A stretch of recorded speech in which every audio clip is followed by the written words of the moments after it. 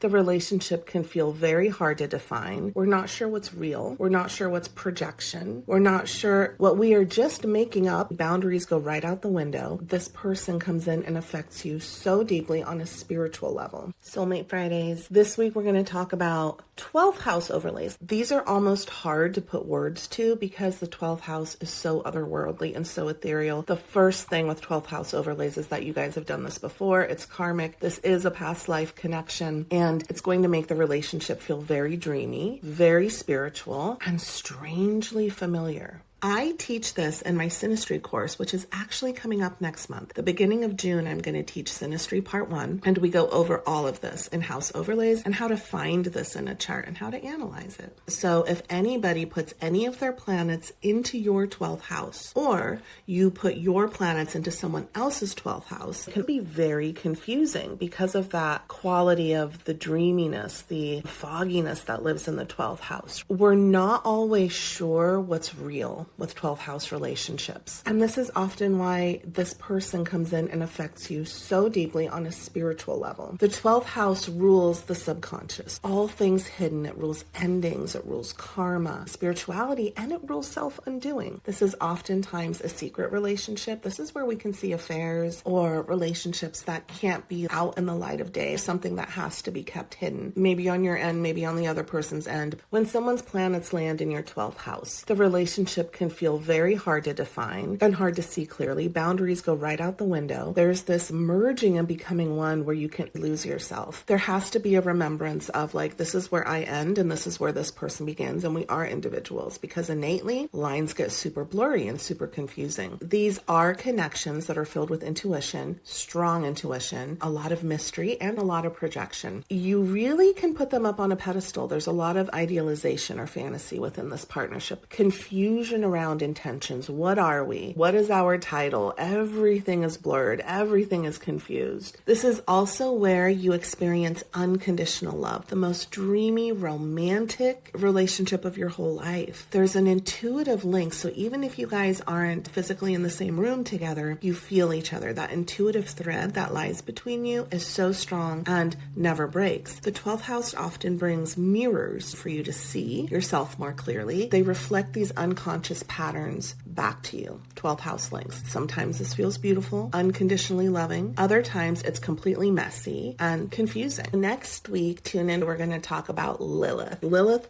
triggers desire and shadow and raw truth.